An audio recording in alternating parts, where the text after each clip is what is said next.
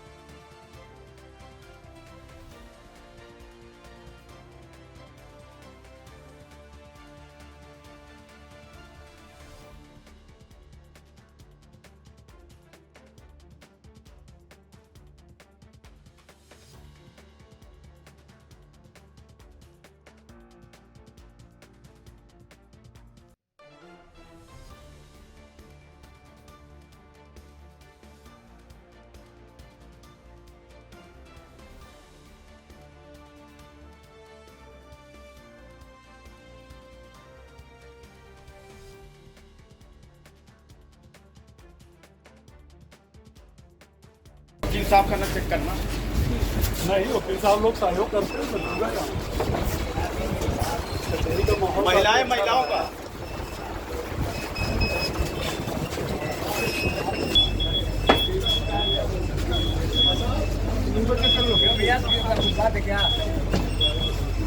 अरे अपने कचहरी का चेकिंग ऐसी कोई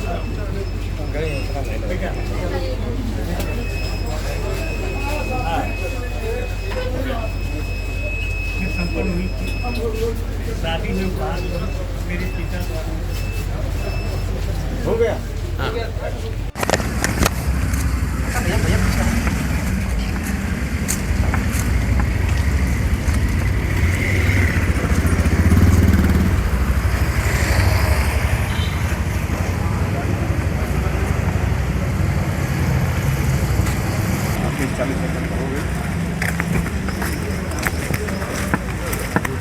सर अपना परिचय दें। अखिलेश सिंह, सहायक जिला शासकीय अधिवक्ता फौजदारी गाजीपुर। अखिलेश जी, हत्या के मामले में किस तरह का फैसला है, क्या है? आज माननीय न्यायालय श्री शक्ति सिंह अपर सत्र न्यायाधीश गाजीपुर के द्वारा एक 302 के मुकदमे में अभियुक्ता कमलेशी देवी के खिलाफ 10 वर्ष की सजा व 20,000 रुपया जुर्माना व 4/25 आर्म्स एक्ट में 2 वर्ष की सजा व 5,000 रुपये का आर्डर से दंडित किया गया।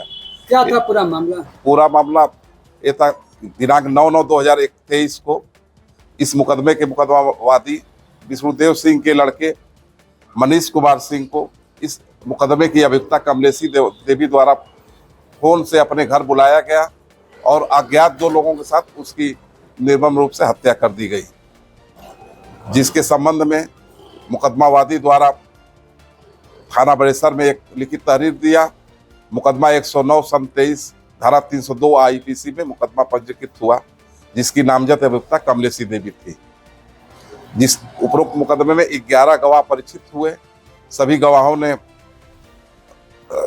अब घटना का समर्थन किया, जिसके आधार पर माननीय न्यायालय ने आज 10 वर्ष की सजा व 20,000 के जुर्माना से दंडित किया। चूंकि मामला इस तरह किया गई थी कि 302 से 304 में अभियुक्ता कमलेशी देवी की सजा हुई, क्योंकि उसके द्वारा एक केस जब विचारण के समय आ गया कि पीड़िता जो अभियुक्ता है कमलेशी देवी, इन्होंने कहा कि हम अपने सेल्फ डिफेंस में उसकी हत्या किए हैं, वो हमारी इज्जत के साथ खिलवाड़ करता है, उसके लिए हत्या किया। इसलिए माननीय न्यायालय में चूंकि कि आप इस तरह के अगर सेल्फ डिफेंस भी लेना है तो इस तरह के आप हत्या नहीं कर सकती है। 4 जगह पर उसको चोटें लगी थी, इसलिए माननीय न्यायालय ने उनको 304 आईपीसी में सजा किया और 10 वर्ष की से दंडित किया।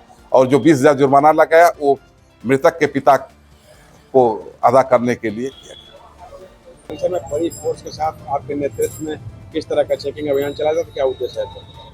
ये जनपद गाजीपुर में माननीय न्यायालय परिसर का औचक निरीक्षण किया गया मेरे द्वारा।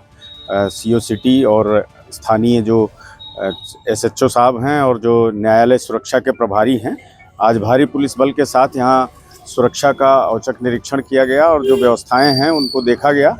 आज एक इनपुट भी मिला था कि कुछ पुरस्कार घोषित अपराधी हैं जो यहाँ पे हाजिर होने के लिए पुलिस से बचा के इस तरह की गतिविधि की कुछ सूचना प्राप्त हुई थी। तो इस दृष्टिकोण से भी आज ये भारी पुलिस बल के साथ चेकिंग की गई और पता लगाया गया। और जो एसओपी है उसके अनुसार जो यहाँ सुरक्षा व्यवस्था माननीय न्यायालय की जाती है, उस एसओपी के अनुसार सुरक्षा व्यवस्था को चेक किया गया कि उस तरह से चल रही है। यहाँ पहले से ही पुलिस बल तैनात है निर्धारित मानक के अनुरूप माननीय न्यायालय की सुरक्षा हेतु परिसर और परिसर के बाहर और विभिन्न गेटों पे बैग स्कैनर, HHMD, DFMD वगैरह लगे हुए हैं, सब चलित अवस्था में हैं और सबको ब्रीफ किया गया और हिदायतें दी गई और ये अभियान आगे भी जारी रहेगा। सर, इसमें अतिरिक्त सुरक्षा भी बढ़ाई गई है क्या? इसमें अतिरिक्त सुरक्षा बढ़ाई गई है, चूँकि ये सुबह से ही चेकिंग चल रही है और ये ड्यूटियां अलग से बुलाई गई हैं और ये लगाए रहेंगे, क्योंकि कुछ सूचना भी प्राप्त हुई थी कि यहाँ पे कुछ पुरस्कार घोषित अपराधी हैं जो यहाँ आसपास माननीय न्यायालय में हाजिर होने की फिराक में हैं पुलिस से बचते हुए। तो इस दृष्टिकोण से भी हम लोग यहाँ पे लगे हुए हैं। इसके अतिरिक्त सर और अन्य तरीकों से भी निगरानी रखी जा रही है क्या? हाँ, लगातार निगरानी के जो भी तरीके हैं पुलिस उनके लिए उस दृष्टिकोण से हमेशा काम करती रहती है। तो हम लोग और माननीय न्यायालय की जो सुरक्षा है वो हमेशा सर्वोपरि होती है। तो इस दृष्टिकोण से कहीं कोई कमी होती है तो उसको तुरंत ठीक किया जाता है और विभिन्न समयांतराल पे सबको ब्रीफ किया जाता है कि एसओपी के अनुसार स्टैंडर्ड ऑपरेटिंग प्रोसीजर जो है उसके अनुसार यहाँ की सुरक्षा व्यवस्था के लिए ड्यूटियाँ संपादित की जाएं और परिसर सुरक्षित बना रहे।